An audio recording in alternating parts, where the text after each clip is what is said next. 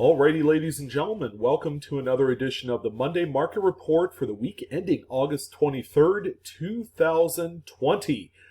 This is the high roller edition, and you're going to see why as we go through all of the listings from Great Collections. You're not going to believe this. No, I'm not joking. This is how crazy the market is. When you look at coins and where a lot of them are priced so high, and these are traditional auctions, which means people are bidding them up throughout a 7-day period.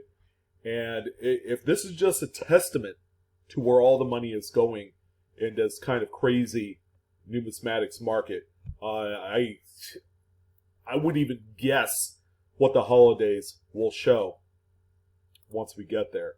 It should be pretty interesting. The holidays usually are highlighted with lots of activity. All summer long, we've seen just this ramped up demand for some premier moderns, which, usually if you're going to dump $10, $20, $30,000 into a coin, most would say, you know what, I'm going to go to the things that really matter. Okay, the older 1800s, 1900s, or 1700s coins, the colonials. There's a lot of like really nice chase pieces for 5 figures. But on this list alone, we have 1, we have 2, and we have 3 coins that eclipse the 5-figure mark, and then there's a whole bunch of other ones that are just ridiculous. I would say that the market is up about 20% as far as the overall total value, and that goes without saying. Post 1900 coins are certainly fitting really well into the mix. So keep that in mind, guys. If you guys have some really nice coins, whether they're moderns, whether they're some of the older stuff, silver, they're selling for quite a bit more money. Again, about 15 to 20% higher than what they normally would. Okay, and that's again all a byproduct of just the economy in general. All right, and that's why things like silver and gold has been spiking up here recently, and it's taking all of the collectibles up with it, not just coins and currency, but there's a whole host of other things that are selling for a lot of money. It's remarkable where we're at right now. So before we go ahead and get started, I want to thank you guys for joining in. Feel free to like, share, and subscribe to this video. And by the way, I got a new channel up and running. It's called Blue Ridge Collectibles. The link will be down below in the description box if you want to check it out. Would love your support. I talk about all my other favorite stuff I love collecting, and it's kind of crazy. It's probably more an addiction at this point. But I just love spreading the wealth of knowledge through all the collectibles out there. Okay, so go ahead and check it out. Blue Ridge Collectibles. Would love your endorsement in a subscription. So anyways, we're going to go ahead and get started. Again, all the coins are graded. They're all from Great Collections. Lots of fantastic pieces, lots of high-end pieces. We're going to see exactly where all the money is filtering into. Of course, a lot of these coins are probably registry set examples, coins that are made and custom tailored for the registry set program hosted by PCGS and NGC. All right, so we're going to go ahead and start off with, again, a chase piece like none other. The 1992 Lincoln Memorial set. This is the close AM variety. This is a coin that people strive to find because they know it's expensive. It's a high-valued coin in spite of its date. But as you can see, the A and M are touching right here. Usually the regular coins will have a pretty sizable gap in the 2 letters at that base. But this one right here grades out at PCGS Mint State 62 red. I mean, it's not a gorgeous coin. It looks like it was found in change. It's even got that little carbon spot on the reverse, which probably knocks it down a peg or 2. And that's why it's a Mint State 62 red as opposed to maybe a 63 or 64. I don't know.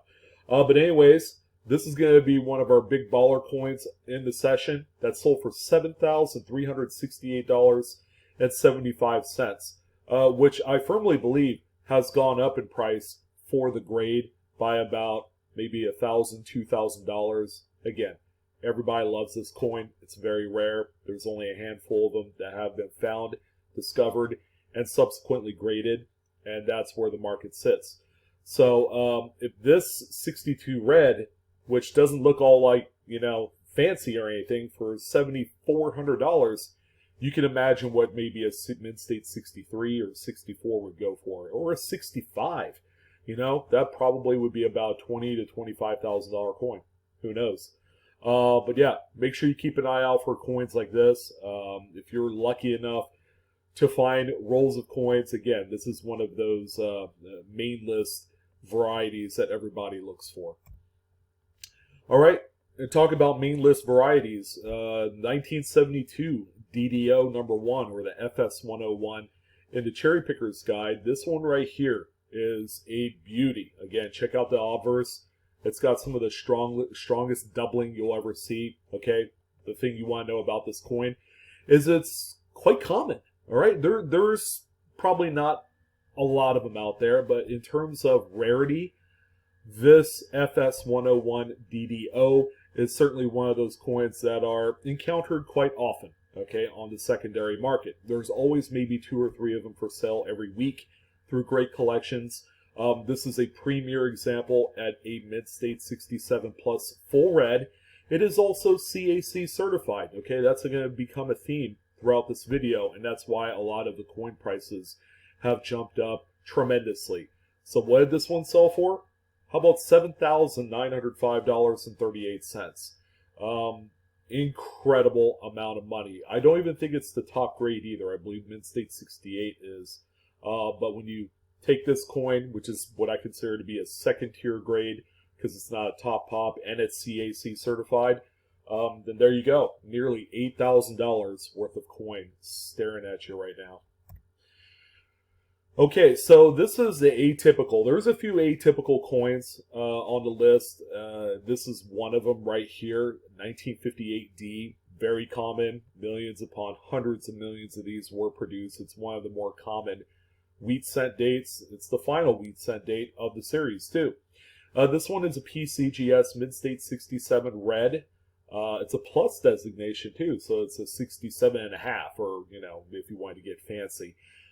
This one is also CAC certified. This one auctioned off at $1,411.88. Again, probably more of a registry set purchase. And the same goes for this 57D. Again, another coin that is minted into the 9 figures. There's a lot of these out there. This one right here also is a mid-state 67 plus full red, CAC certified. Again, there it goes, that CAC green bean, just making itself known. And with the CAC green bean, a lot of these coins have enhanced 15 to 20% in value. This one, a real shocker, sold for $4,050. And again, that's probably a little bit on the higher side these days, just because of all the money being injected into the market for investable type coins. Now, this one right here is probably more of a registry set coin than anything else, but it's also worth noting that these coins are very desired on the secondary market. All right, so I usually go about every 60 days where I talk about the variety, the king of kings of variety, and that's going to be the 1955 Double Die Obverse. I could stare at this thing all day. I'll probably end up with an aneurysm just because the doubling is so crazy on this coin. It's the strongest for a reason, and it's also the most valuable for the same reason as well. This one here is a PCGS Mid-State 64 Plus full red CAC green bean, and this one sold for $23,062.50. Some of you will probably ask me, is it worth it? Heck yeah, it's worth it, and a bag of chips. This coin right here, when it gets to be this grade level, I'm not quite saying sky's the limit, but what's going to be your choice? Buying a brand new mid-sized car or a 1955 DDO in mid-state 64 plus? I guess it really depends on who you talk to. All right, so we have, coming back down to earth a little bit here, we have a 1948 Lincoln Wheat Cent. This time it's a mid-state 67 red. This one is an obvious registry set buy. It's an overall nice clean coin, as you would expect for a Philadelphia struck 1940s coin. They're all pretty nice. This one right here sold for $1,193 and a penny. There you go. All right, so for the first time on the Monday Market Report, I have all three Branch Mint 1943 zinc-coated steel cents. I couldn't even think for a second.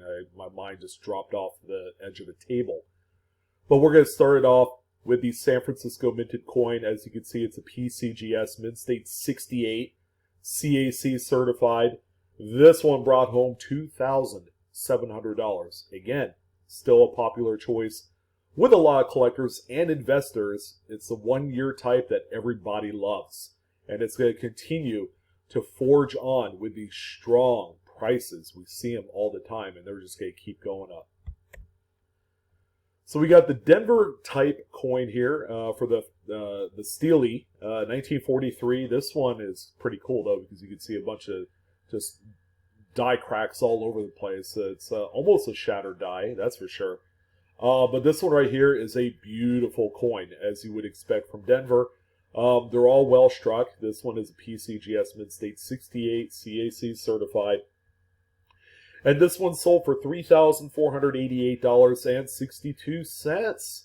As you guys can tell, I have been on Lincoln Pennies for quite a while in this video. And it's not going to stop. I have a few more. And then we have nickels. And then that's it.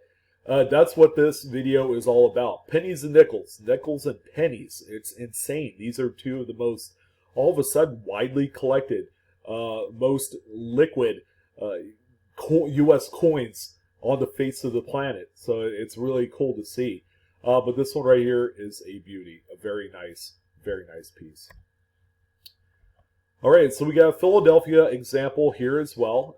This one also pegs in at a Mint State 68. So a nice high grade CAC green bean. This one sold for $3,150. Okay.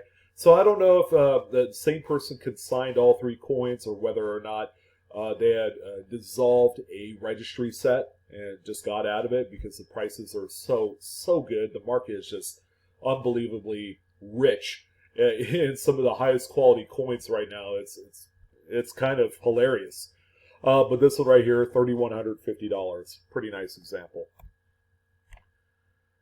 1934 Philadelphia Lincoln wheat cent. Now this one right here is a pretty coin. I actually was staring at this and kind of examining it, and it's a fun looking coin to stare at. You know, just the overall kind of like the surfaces are beautiful. You don't see a lot of nicks or scratches that are distracting on this coin. It is a Mid-State 68 red, so it is a high caliber piece. This one right here sold for $1,828.12. One of my top favorites for the week. And we got a key date here, guys, 1931S. So this is a low mintage, sub 1 million piece made Lincoln cent, okay? And the only thing is, this coin was hoarded in high grades. So people had foreseen that this was going to be a low mintage coin, so they just held on to all of them. And that's why a lot of the examples of the 1931S are out there in high grades. You know, Mid-State 64s, 65s, 66s. This one right here, top end of the curve. This one sold for $1,428.75. And that's all the money for this coin at this grade level. And then finally, the last penny of the bunch, a 1927S, one of the tough dates to find in Mint State, especially red. You know, kind of hard to believe that these coins ever made it past the Great Depression in this state. Now, it doesn't look fancy, but we are talking the 20s here, where the mintage of these coins, the quality was less. The planchet quality was subpar as well. These were no frills. They were made and produced without, you know, a sense of like beauty in mind, because, you know, the country was going through a hard time. So they were just trying to crank out some coins any which way they can. They did sacrifice quality. So they all kind of look like this. So this is a PCGS Mid-State 64 Plus full red. This one sold for $3,206.25. You'd be hard-pressed to find another example quite like this. All right, so we have a nickel here, but before we go ahead and jump in, I want to let you guys know that if you guys are interested in either consigning or possibly purchasing, I purchase coins from great collections probably every other week, but they are fantastic. They are painless to deal with, and their services are top-notch. So if you guys are interested, go ahead and check out greatcollections.com. They do auctions weekly, and they will take care of you one way or the other. So we have a 1960 Jefferson Nickel. So this one, of course, I'm going to have some sort of criticism because the full steppage on the reverse is marginal in my estimation. But it is one of the key Jefferson Nickel dates where full steps are really tough to find. Now, the coin may present better in hand. The pictures aren't really doing it justice. It's a Mid-State 66 full stepper by PCGS. This is tied for the second finest, all right, which says a lot. Maybe 66 plus is the finest grade for this coin. These things were dog meat during its day. I mean, they just did not care about quality, the mint, rather. So this one right here is sold for $4,781.25. Another fine specimen for a registry set. And same goes with this one. Now, this one, I firmly believe, is a full steps coin. Okay, it's a Mid-State 67 full steps. This one, however, is a Pop 1 with none finer. This is the highest graded coin. It is indeed one of the toughest, too. I would say the 51S and the 53S are kind of like, you know, second and third place in terms of just how difficult it is to find a full steps, fully struck nickel of this particular decade. But this one right here, 67 full steps, sold for $11,812.50. A really nice looking coin, lots of luster, originality. It's a great coin. You know, not much else that I could say about it. It's not for the faint of heart. It gets really pricey when you get into these rare dates. Now this one's pretty cool, a 1943S Jefferson. This is, of course, the 35% silver manganese composition. Even has a little bit of kind of like a little bit of toning on the obverse. You can see some of the blue spots on there. This one's a pretty high grade, Mid-State 67 plus full stepper, very well struck from what I could see. This one sold for $1,102.50. The coins during this era, from 42 to 45, that are produced in silver are generally well struck all across the board. They really did a good job with the quality on not only the Philadelphia, but the Denver and San Francisco minted coins. So if you're looking for a premier example with full steps, look no further than the silver Wartime Nickels. It's hard to believe, but this is a 1940 proof Jefferson nickel. Now we got to keep into perspective here. During this time, a lot of the nickels that were made proof are matte in nature. They kind of have that matte finish to it. So it looks almost like a business strike coin, but the devices are well struck on here. Now this one is a specific type of variety. It exhibits the reverse of 1938. And what that really is these steps right here are a little bit more wavier. All right, so they have the reverse of 1940, which has undoubtedly straight steps. It's very well struck and hammered. It's got a different engraved design for the steps. This one has the wavy steps, so it's not as attractive. By the way, with these earlier proofs, they don't gauge or measure strike with full steps. It's just the overall appearance of the coin is what they use. Now this one right here sold for $1,125. So yeah, it's kind of hard to discern from a proof to a business strike. on certain occasions, but this one is way more better struck, well struck than the other one. All right, so the final two coins of the Monday market report. I know, it's crazy. There's no dimes, there's no quarters, although there were some pretty nice ones sold.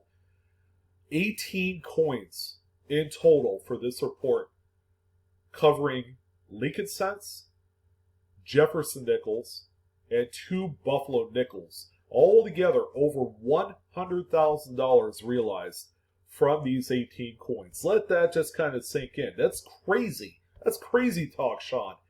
How'd you come up with this stuff? Well, the numbers don't lie. These are realized sales. Now, the first nickel, the first Buffalo nickel that I wanted to highlight before we end it all, 1934. This is a common date, guys. Business truck, mid-state 67 plus, CAC certified. It's a good-looking coin. All right, but you don't necessarily have to look far to obtain a really nice mid-state 1934. Millions of them were made. This one, however, sold for $8,940.38. Now, the mid-state 67 and up grade level is a little bit of a challenge. The coin has to be nearly spot-free with very few small tick marks on there. This is one of them. A really exceptional investment piece. Now, if you thought this one was pretty crazy, what are your thoughts on a 1936? Right? It could be only like one of the most produced Buffalo Nickels. Right? It's not like it's a 1913 S Type 2, in a mid-state 68. It's just not. This is a 36. It's not a proof. It's a business strike coin, which is, pretty much the most readily available type out there. This one, mid-state 68 through PCGS. Guess what? This one sold for $31,500. $31,000 freaking dollars for a 1936 mid-state Buffalo nickel. All right, it's beautiful. Don't get me wrong.